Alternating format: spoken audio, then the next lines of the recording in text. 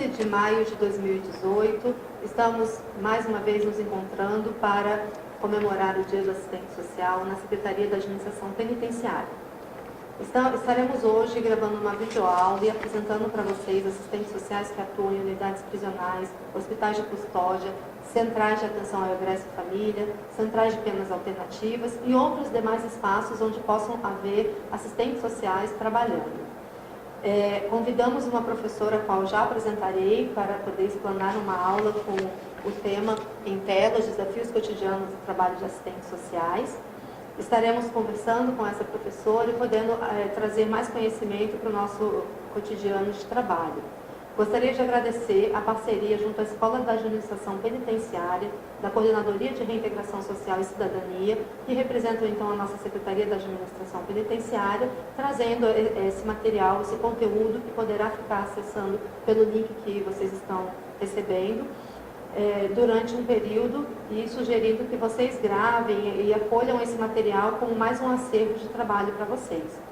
Essa gravação que estamos fazendo hoje, ela está ocorrendo dentro do Museu Penitenciário Paulista, que funciona aqui na ZACNARC. Vocês ficam também convidados, assistentes sociais, a conhecerem esse espaço, no qual nós temos uma história sobre a criminologia e sobre a situação, né, de vários presídios e pessoas presas que já passaram pelo sistema. É um espaço muito significativo e de reflexão crítica para o nosso trabalho profissional.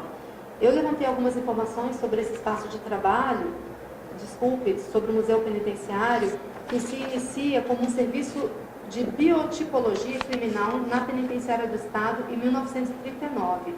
Portanto, nós já temos bastante tempo desse acervo e naquela época esse espaço era um espaço de acúmulo de conhecimento e produção de conhecimento na área da criminologia. Até então, na criminologia clínica, né, numa perspectiva lombrosiana. Então, a gente vai ter aqui várias coisas importantes que eu convido vocês a virem conhecer esse espaço, a professora também a poder conhecer mais o espaço do Museu Penitenciário, para que possa também entender a história da nossa secretaria, que em 1939 ainda era o DIP, depois passa a ser a COESP, e em 1990 tem a lei de criação da SAP, que é para onde nós respondemos hoje.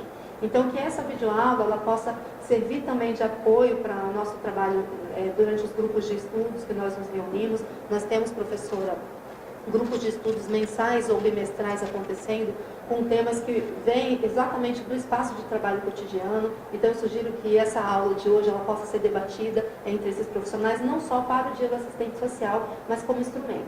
Por isso, fica o agradecimento, principalmente da parceria da escola, que está propiciando a gente conseguir trazer a professora, doutora Damares, que eu vou ler rapidamente o currículo dela, que é bem extenso, então eu vou estar lendo a qualificação mais objetiva. É a professora Damares Pereira Vicente.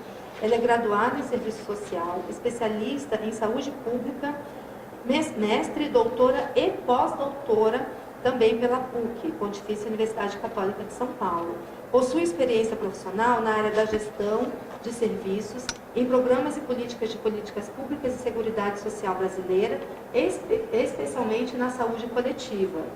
Saúde coletiva do trabalhador, saúde mental, atenção básica à saúde e programas de DST-AIDS. É docente também em alguns cursos de graduação e pós-graduação, ou em palestras, em eventos como este. E eu gostaria de apresentar a mais recente publicação da professora Damares Vicente, que se chama, ela está na organização, junto com a professora Raquel Raicheles e a Valéria Albuquerque, com este livro, A Nova Morfologia do Trabalho no Serviço Social. É um livro no qual foi lançado nessa segunda-feira, né? Também lá no Teatro Tuca, ali da PUC, pela editora Cortez. Então, fica o convite também para uma leitura super interessante. Ela também tem um artigo dentro do livro e é uma das organizadoras. E para nós, professora, é um privilégio poder contar com a senhora e poder nos trazer essa palestra, e eu tenho certeza que ela vai poder contribuir muito com o nosso trabalho. Obrigada. Bom, então, assim, primeiro eu gostaria de cumprimentar, né, a Kelly, né, a Kelly, a PUC, você que é companheira de trabalho, companheira de pesquisa, né, companheira do mundo acadêmico, né, que a gente vive, e também diretora técnica, né, de saúde aqui, da Coordenadoria de Reintegração Social e Cidadania, né, Dizer que é um prazer imenso estar aqui. Quando ela me convidou, eu aceitei prontamente, porque conheço, né, o trabalho da Kelly, a dedicação, o compromisso, né, e a perspectiva ética, né, que ela trabalha. Então, não tive a menor dúvida, né, em aceitar e com muito prazer, com muita honra, né. Queria cumprimentar também todas e todos os assistentes sociais, as assistentes sociais, né, que trabalham, né, na penitenciária do Estado de São Paulo, nas penitenciárias, né, e dizer desse prazer imenso que eu tenho de estar aqui em comemoração ao 15 de maio, né, que é o dia que nós comemoramos, o dia das e dos assistentes sociais, em nível nacional. Nós não comemoramos apenas um dia, a gente comemora o mês inteiro, e se deixar a gente comemora junho também, julho, né? Porque é um momento muito especial que a gente consegue fazer algumas reflexões e juntar mesmo, né, uma energia para enfrentar, né, e para renovar os nossos compromissos éticos e políticos, né, tão necessários para a gente desenvolver o trabalho cotidiano em situações muito diversas, complexas, né, e difíceis, como é, por exemplo, o trabalho, né, com as pessoas em privação de liberdade, né. Eu não tenho dúvida, né, que essas pessoas com as quais vocês trabalham e que estão, né, num processo de criminalização da questão social, né, nós sabemos que essa é uma questão importante. Tudo que se refere, né, às desigualdades, às diferenças, enfim, as carências, né, estão sendo hoje muito fortemente criminalizadas, e evidentemente vocês vão receber essa população, né, que sofre por essas contingências, por essas circunstâncias, né. Então eu vou dizer que esse trabalho, né, é um trabalho grande, é um trabalho penoso, é um trabalho polêmico, é um trabalho difícil, mas é um trabalho extremamente necessário, né? Eu estava aqui conversando com a Kelly e me lembrando que eu estive aqui nos anos 80, né? Aqui no complexo, na verdade. Eu já era professora universitária e eu vim com as minhas alunas. Eu era bem novinha, eu devia ter por volta de 23, 24 anos. E eu estive aqui para assistir o teatro na penitenciária feminina, né? A apresentação que se fazia aqui, né? E era um momento em que nós não tínhamos nem o projeto ético-político e profissional consolidado ainda. O que nós tínhamos era um movimento de reconceituação, né? Que já trazia novos ares, já trazia novas perspectivas, já trazia, né? Pelo menos para nós que estávamos, né, no trabalho profissional, embora teoricamente tenha algumas questões, mas nessa época a gente já tinha perspectivas grandes de mudanças. E eu estive aqui então com essas minhas alunas, né, na época, alunas de serviço social, e aí quando eu volto agora, né, já são quase 40 anos, né, que eu volto, né, aqui, e não exatamente nesse prédio, mas no complexo, né, um lugar, né, que recebeu já tantas, né, foi palco, né, de tantas histórias, né, eu pelo menos tenho uma lembrança de uma boa história, né, que foi esse encontro, essa peça de teatro que as mulheres que estavam em privação de liberdade fizeram, e nós podíamos entrar, né, a gente podia entrar aqui, a gente podia assistir, né, e aí eu fico pensando como esse movimento de resistência da nossa profissão, né, pelo trabalho cotidiano, embora a gente saiba que tenha consequências, que tenha problemas, que tenha dificuldades imensas, como ele é importante, né? Porque hoje a Kelly, que eu não sei nem se ela tinha nascido ou se ela devia estar lá no primário, na melhor das hipóteses, né? Me traz hoje aqui, depois de quase 40 anos, e eu posso então, né, de uma maneira ainda que não direta, posso me comunicar, né, com as assistentes sociais que continuam, né, que estão aqui, que lutam cotidianamente pelos direitos humanos, né, pela defesa dos direitos, todos os direitos, mas especialmente pensando nos direitos humanos como uma totalidade, né, continuam fazendo valer o projeto ético-político profissional do serviço social, né? Então, eu estou muito contente, muito honrada, né? E eu espero que a gente consiga, nesses momentos, fazer, né, que esses elementos que eu vou trazer aqui para vocês, né, que foi a Kelly também que me pediu para tratar um pouco dessas questões, né, de uma maneira um pouco mais didática, até por conta, né, do meio, né, que a gente está utilizando, porque se a gente está né, numa coisa mais pública, a gente pode responder questões, pode debater, pode brincar, né? Aqui a coisa é um pouco diferente, então eu trouxe os slides por essa razão, né? Bom, nós então, o nosso tema, então, como a Kelly falou, são os desafios cotidianos no trabalho de assistentes sociais, né? E eu dividi esse em 3 momentos, né? Vamos chamar assim, né? Um momento que a gente vai tratar das 3 dimensões no trabalho de assistentes sociais e o projeto ético-político profissional. Num segundo momento, a gente vai tratar um pouquinho do cotidiano e dizer um pouco como é que as coisas ocorrem, como que é o nosso trabalho permeado no cotidiano profissional e no que isso implica muitas vezes. E depois, no terceiro momento, fazer uma síntese, né, para a gente poder fazer algumas reflexões. Ao final dos 3 joguinhos lá de slides, eu coloco algumas questões, né, e para que vocês possam dialogar, né, para que vocês possam refletir, para que vocês possam dialogar aí nos locais de trabalho de vocês, né. Então é isso. Eu queria dizer também, né, que a Kelly me presenteou com esse material que está aqui e eu gostaria de destacar. Pegou? Especialmente esse material, eu pesquisei, quer dizer, eu fui ver todo o material, né? Então tem aqui um manual das ações, né? Tem as dicas para começar de novo, tem esse aqui, né? Que é diretrizes da atenção à mulher presa, né? E eu fiquei bem impressionada, na verdade, né? Porque eu mergulhei aqui o que eu pude, né? E fiquei bem contente, porque tem material bastante interessante.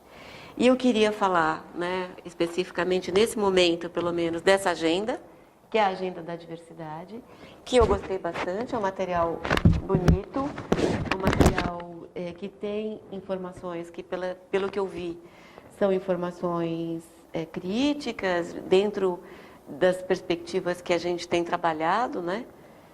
Dos direitos humanos, dos direitos da população LGBT.